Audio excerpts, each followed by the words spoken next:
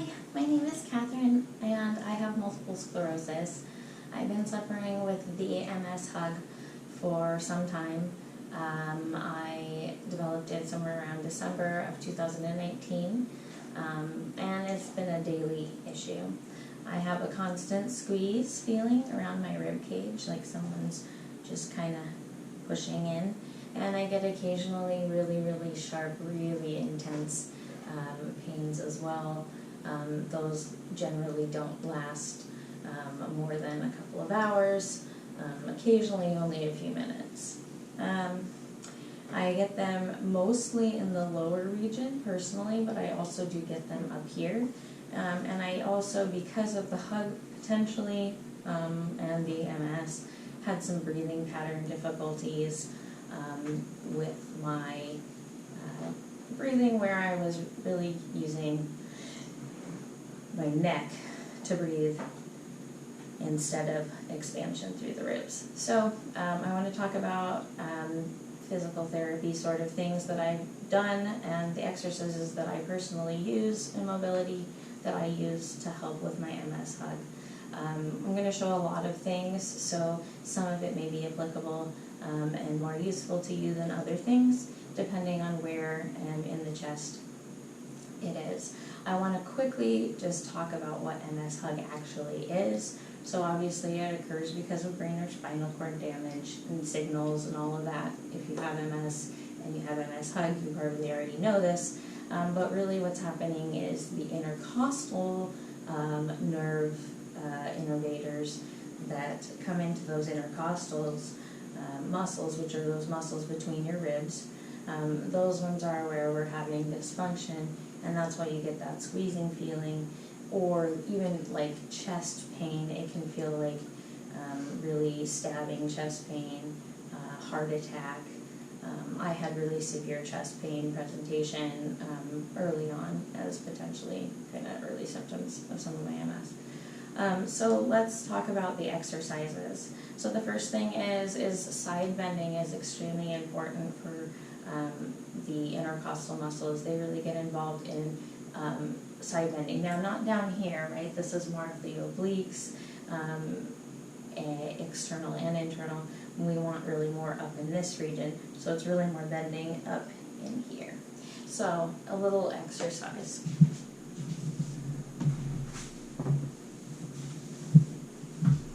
The first exercise is going to be to sit with your legs cross-legged, and you'll take a block and you'll place it next to you. You want it probably a little bit outside of where your knee is and at your hip height.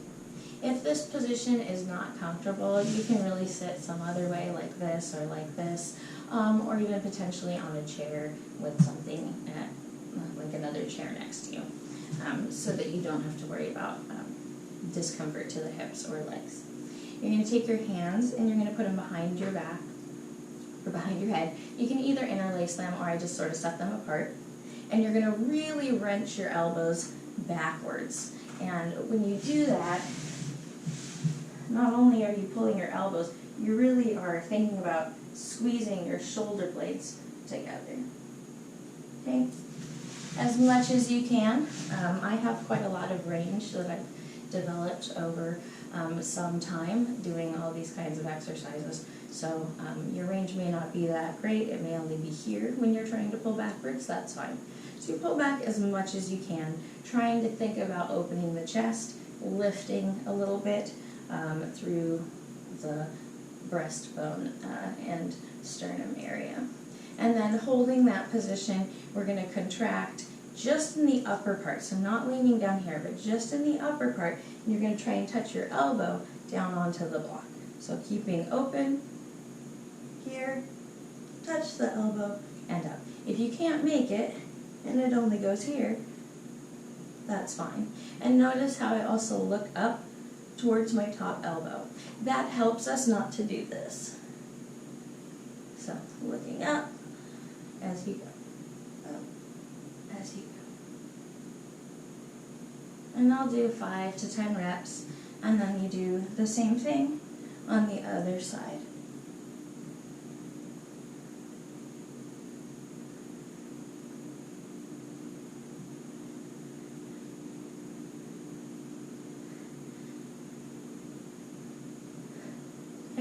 So if you want, you can look forward or up. Just make sure that that elbow is staying backwards instead of letting it drop forward. All right, so then you can also always do this lower, and try and stage down if you want, if you're really strong. But that kind of upper area, really the tall walk is enough. So then the next thing that I wanted to talk about is going to be the attaching muscles, right? So the intercostals come out of the spine here, the nerves, and they run around just underneath of those ribs, okay? Well, so if we want to get into this area, there's other muscles on the top that kind of hold tension first before we can get into those deep muscles. So letting some of that go can be helpful. So you can do this without a foam roller, but I find a foam roller to be very helpful. So I'll show you first with, and then I'll show you real quickly without as well. So you take your foam roller and you set it in front of you. You're going to place your wrists onto the foam roller while you're in a child's pose, which means your chest is going to be to your knees as much as possible. If this position's uncomfortable for the ankles, you can always do this way. And if you have sensitive knees, knee pads, or just having a nice pad underneath your knees can be helpful as well. And then you're just going to put your chest to your knees as much as you can, and your wrists are going to go onto the foam roller. You're then going to push what we call a serratus punch, which is this motion, okay? But when it's overhead, it looks a little different. So you're just going to push those arms forward. Once they get forward as much as they can, so you start here, push forward. Now see how I'm beyond the wrist just a little bit. Then you're going to really try to push extra, and it's going to be a lot of work. Really push extra. Really push extra.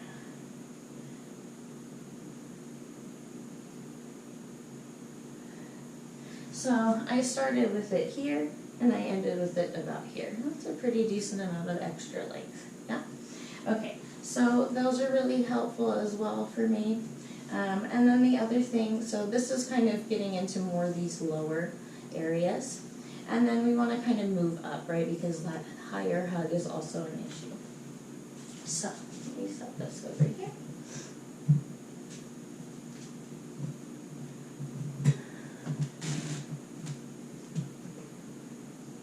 So for this next one, we're going to use a chair.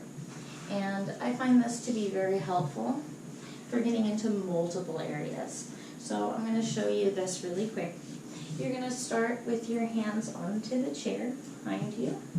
You can start seated if you like, and then scoot yourself down. Nice way to do dips as well. And you're going to get yourself either to the bottom of the rib cage, and then you're just going to grab the chair, and you're just going to try to sit down gently. That gets those low ribs. And then you can shift further up the rib cage, again, grabbing the chair overhead and sitting down. As you get higher up, you'll want to make sure your head is on to the chair, and you're going to be sitting, and it's going to be getting down more into these higher areas, but you want to make sure your shoulders are being pressed downward into the chair. You can move further out, so now I'm just underneath of the neck. My shoulders are barely touching. And this area right here, for me, tends to be a big tension point right through here. This gets that opening up. You can also do this and kind of shrug your shoulders.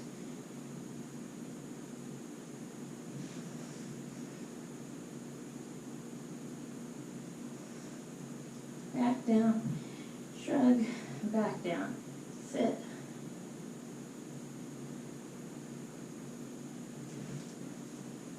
So that gets into more kind of the bust line area ribs. Next, we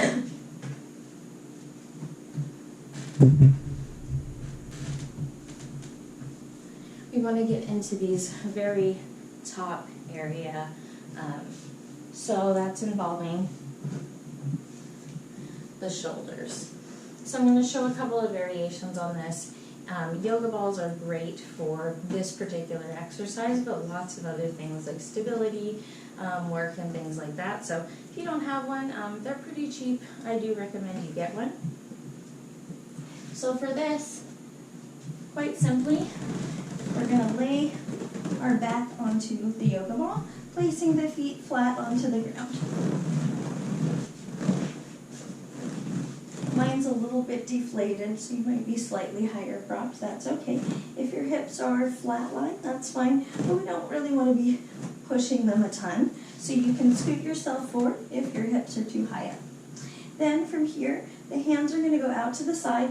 We're going to try to relax the head back onto the ball. It's okay if your arms are here, just let it try to relax against gravity. Then we're going to do circles. So we're going to pull up the hands, trying to keep them on the ground the whole time as we go up, bringing the fingertips together. And then we go back out, bringing it down. I like to turn my fingertips to face towards my feet and then rotate them back out.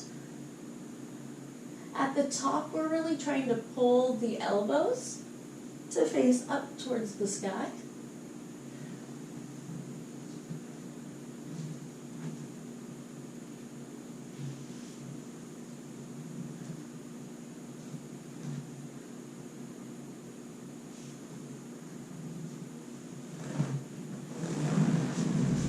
So these are all helpful. I'm going to show you a couple of more exercises, but I also want to mention breathing just really quickly. So when we're doing breathing exercises, diaphragm breathing, where you're really thinking about trying to like almost shrug, like you took a big sniff, really bringing up into that chest area. So you want to think about really lifting and then really dropping it down. So just those breathing exercises, getting deep into the diaphragm like that, can be helpful. Also, simply laying on the ball with the arms open, doing those breathing exercises can be useful too. If the ball is way too intense for you,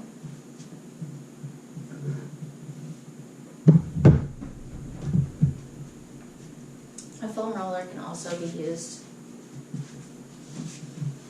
for one of these same exercises. Placing your back on it, arms to the side, head goes back towards the ground, circling up, circling out, circling up, circling out. Now, this can be actually a little bit more challenging to actually reach at the top because your butt is not necessarily as lifted. So if it feels too intense here, you can also lift your butt up and hold that position. Similarly to like the chair, you can roll it up a little higher and do the same thing here. Now my head is rested on it and I pull my arms up.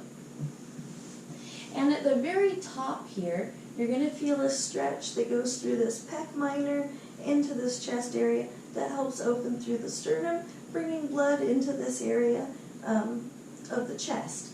And I think that's why it's so helpful. The other exercise is also going to be using the foam roller, or alternatively you could put like a couple of blocks stacked. So I'll show you both of those. First, with just the normal foam roller, kind of try to find that spot in your chest where you feel like the most tension. And then you're going to go to that spot and you're going to bring your chin up and then you're going to pull your shoulders in line with your chin. And then you're going to let your shoulders down and your head down. Head up, shoulders up, shoulders down, head down. And this is also, again, bringing blood into this upper area. These exercises can also be helpful potentially for those with asthma. Some of my research in mobility training has shown some clinical studies where asthma was also helped, including in a variety of conditions, but can be helped by mobilizing through that shoulder and upper body area. So just 2 more to go. We're almost there. Let's use the strap for a moment. It's important for these particular exercises that your strap not be super tight. If you have a really, really tense band, it can be too much. So generally going for a fairly loose band.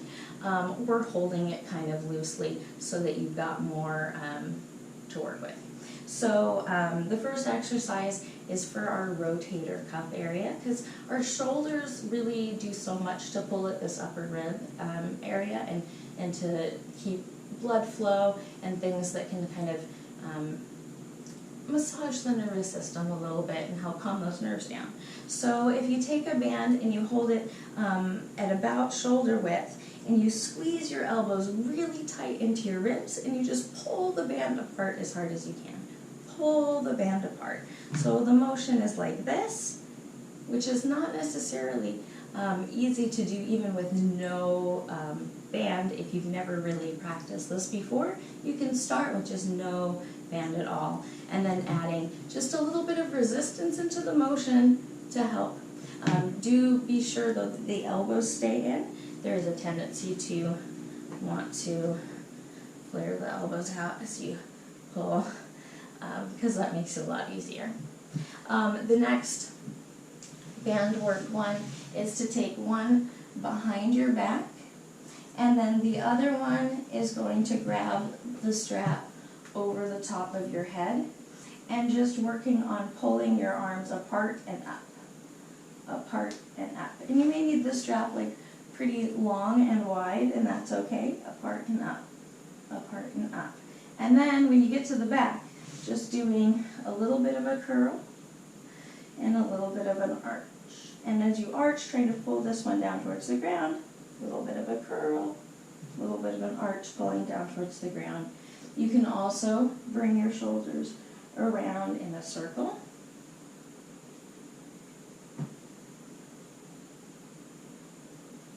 Or over the top and back. These are all really challenging shoulder mobility drills, however, so just go very gentle. Having a super long band, like one of these super bands, is nice because then you can kind of use a small piece or a long piece. You can have more resistance or less resistance depending on how many layers you use. But the basic plasticky, rubbery stretch bands work great too. Okay, so the very, very last thing, I think I said 2 and I lied because this is the last one, is the forehead to the ground puppy. So you take your hands and you place them on top of a block. And then you're just going to try and put your forehead on the ground. Very simple.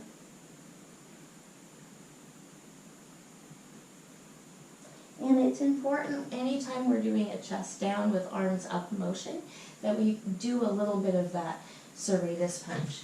So those serratus muscles, like the easiest way to think about it is if you're on all fours and you depress and you push, and you depress and you push. And this is also a good exercise for the chest muscles and the shoulder muscles if you have a lot of tension through here. Along with the stretches where you're doing like a doorway stretch, where I like to do it where I lay on the ground with my arm in an L and I bring the opposite foot over the top to roll. You can also do it with a straight arm.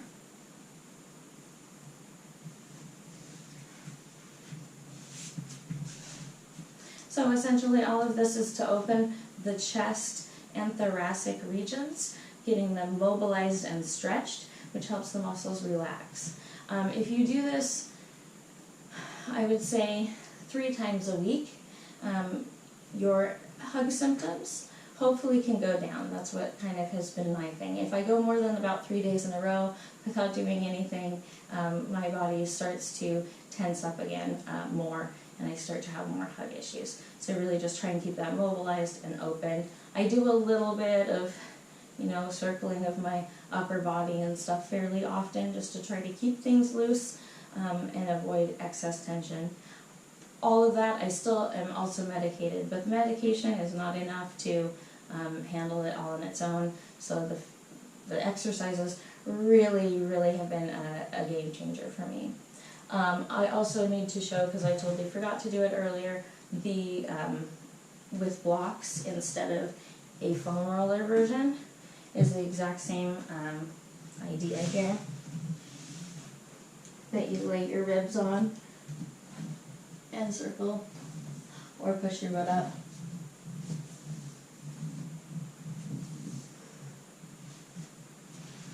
Alright, I think that's it. I hope some of this can be useful. I would recommend that you try and do at least a little bit of this stuff in general, just for the health of your upper body muscles. We do have a tendency to have potential for more complications, and I definitely had some breathing pattern struggles that doing more of this upper body work really helped me with. So let me know if you have any questions or if it helps, and have a great day.